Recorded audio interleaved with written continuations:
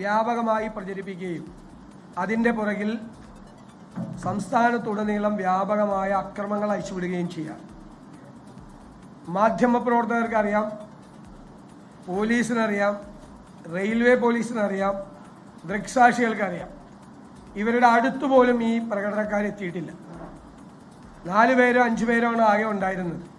അവരെ അപ്പം തന്നെ പോലീസ് വളഞ്ഞവരെ കൊണ്ടുപോയി. ആരോഗ്യമന്ത്രിയുടെ സമീപത്തേക്ക് പ്രതിഷേധ പ്രകടനം നടത്തിയ ഒരാളും പോയിട്ടില്ല.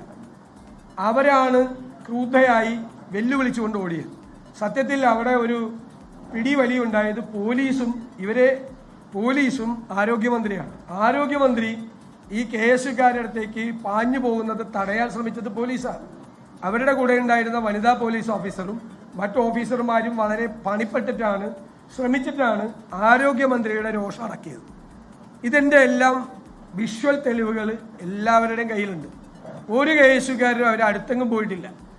അതിനുശേഷം മാധ്യമപ്രവർത്തകരുമായി കുശലം പറഞ്ഞിട്ടാണ് അവർ അപ്പുറത്തെ പ്ലാറ്റ്ഫോമിൽ പോയത്. അവിടെ ചെന്ന് ബഹുമാനപ്പെട്ട സ്പീക്കറുമായി കൂടിയാലോചിച്ചതിന് ശേഷമാണ് ഇങ്ങനെ ഒരു സംഭവം ഉണ്ടാക്കിയത്. മുഖ്യമന്ത്രി വിളിച്ചവരോട് ഫോണിൽ സംസാരിക്കുമ്പോഴും അവരെ KS പ്രവർത്തകരെ ആക്രമിച്ചതായിട്ട് അവർ പറയുന്നില്ല. അതിൻ്റെ എല്ലാ തെളിവുകളും ഇവിടെ ഉണ്ട്. റെയിൽവേ പോലീസ് പരിശോധിച്ചു എന്നറിയുന്നു. റെയിൽവേ പോലീസ് പരിശോധിച്ചിട്ടും ഒരു തെളിവ് ഏതെങ്കിലും ഒരു KS പ്രവർത്തകർ ആക്രമിച്ചെന്നത് പോയിട്ട് അവരുടെ സമീപത്ത് പോലും എത്തിയിട്ടില്ല എന്നുള്ളതാണ്. ഇന്നലെ മാധ്യമങ്ങൾ ആദ്യം കാണിച്ച അവരുടെ കയ്യിലെ പരിക്ക് പിന്നീട് പുറത്തു വന്നു. മിനിങ്ങാന്നും ആ കയ്യിൽ അവർക്കൊരു പാടുണ്ടായിരുന്നു. അതേ പാട് തന്നെ 2 ദിവസം മുമ്പ് പോലും അവരുടെ കയ്യുമ്പോൾ ഉണ്ടായിരുന്നു എന്നുള്ളത് വിവിധ ചിത്രങ്ങളിൽ നിന്നും വിവിധ പരിപാടികളിൽ നിന്നും വ്യക്തമാണ്. അത് സ്പീക്കറെ പോലെ ഒരാൾ അദ്ദേഹത്തിൻ്റെ പദവിയിൽ ഇരുന്നുകൊണ്ട് അദ്ദേഹം കാണാത്ത ഒരു കേസ് അവരെ ആക്രമിച്ചു എന്ന് പറഞ്ഞ് ഒരു ഗൂഢാലോചനയിൽ പങ്കാളിയാകാൻ പാടില്ലായിരുന്നു.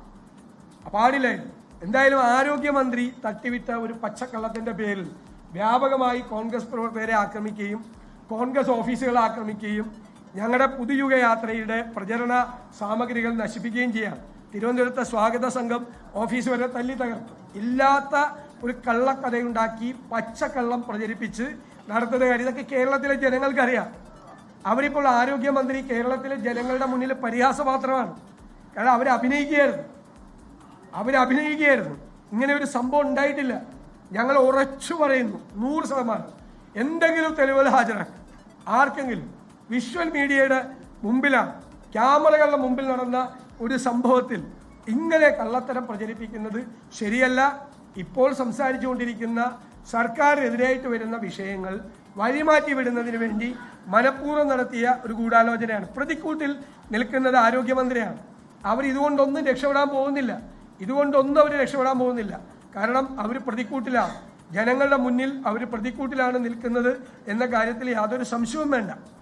ഈ കള്ളക്കഥകൾ പ്രചരിപ്പിച്ച് രക്ഷപ്പെടാൻ വേണ്ടി ശ്രമിക്കേണ്ട. ഇതൊരു തെറ്റായ കീഴ്വഴക്കമാണ്. ഇല്ലാത്ത കാര്യങ്ങൾ ഉണ്ട് എന്ന് പ്രചരിപ്പിച്ച് ആടിനെ പേപ്പട്ടിയാക്കുന്ന പ്രചരണങ്ങൾ നടത്തി മനഃപൂർവ്വം അക്രമം നടത്തിയാണ്. ആലപ്പുഴ ജില്ലയിൽ ഉൾപ്പെടെ ഇന്നലെ അക്രമങ്ങൾ നടന്നു. അതുകൊണ്ടൊന്നും കണ്ട് ഞങ്ങളാരും ഭയന്നു പോകുമെന്ന് ആരും വിചാരിക്കേണ്ട. ഞങ്ങൾ ഈ ഭീഷണികളെയൊക്കെ അതിജീവിച്ചാണ് ഞങ്ങൾ രാഷ്ട്രീയ പ്രവർത്തനം നടത്തും. ജനകീയമായ പ്രതിഷേധങ്ങൾ ഞങ്ങൾ നടത്തുക തന്നെ ചെയ്യും.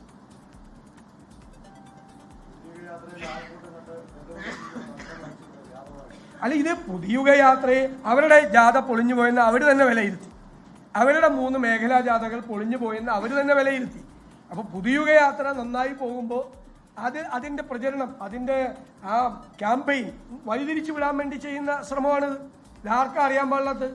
ഇന്നലെ അവിടെ ഒന്നും നടന്നില്ല എന്ന് കേരളത്തിലെ മുഴുവൻ മാധ്യമങ്ങൾക്ക് അറിയാലോ. എല്ലാ മാധ്യമ പ്രവർത്തകർക്കും അറിയാലോ ഒന്നും നടന്നില്ല എന്ന്.